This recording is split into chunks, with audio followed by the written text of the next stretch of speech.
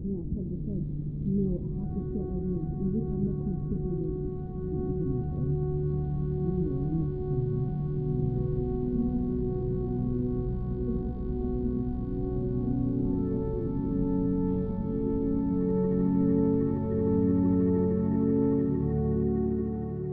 I've got trauma.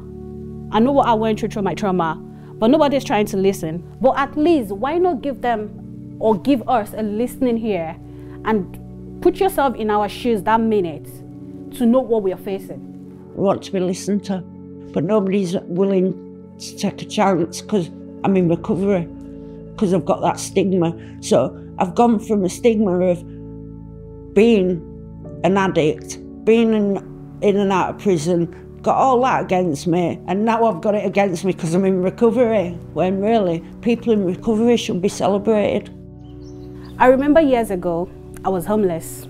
I slept on the bus. Bus 12 is a 24-hour bus in London. It was so difficult for me in terms of getting support. It's not something I really want to remember. You know, somebody seeing you for the first time and you just said, okay, I think we're running out of time. Okay, so where do we start from? Oh, you don't have an ID, you don't have a status. Okay, let me just ask you this question. Why not just go back to your country? That was what I got. And you know, when I heard that, my head went blank. You don't know if my country is safe. You don't know the reason why I'm here in the first place. You don't know if I'm running from someone. You know nothing about me. Some of the most common patterns we see in women being failed by public services is this lack of a trauma-informed approach. If you think of like the worst thing that's ever happened to you, or your worst day, and how you've interacted with services on that day, and you're facing that trauma but without support of a family, a partner, without an income, perhaps without somewhere to live, the way you interact with the world is really different. But a lot of public services fail to take this into account.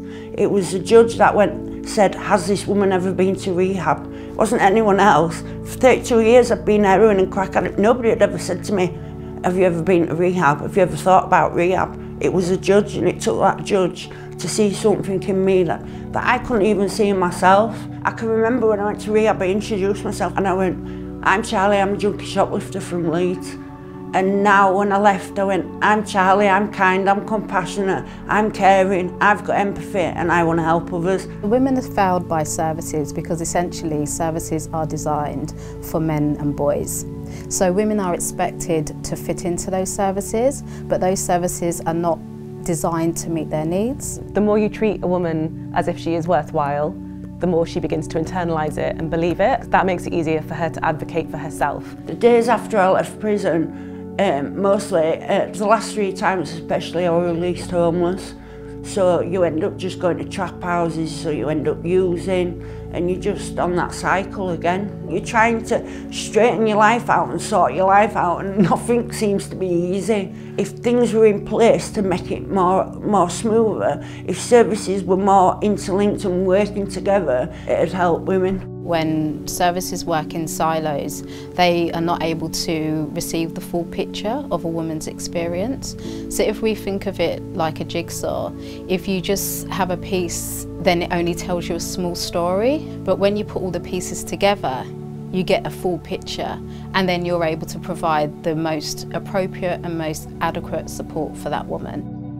Women have many ideas which are hidden underneath them, but they believe they will be judged, they will be harassed by it, so they prefer to keep quiet. So if women can be heard, if they can give them the chance, I believe the system will change. We want to be respected. We want to be heard.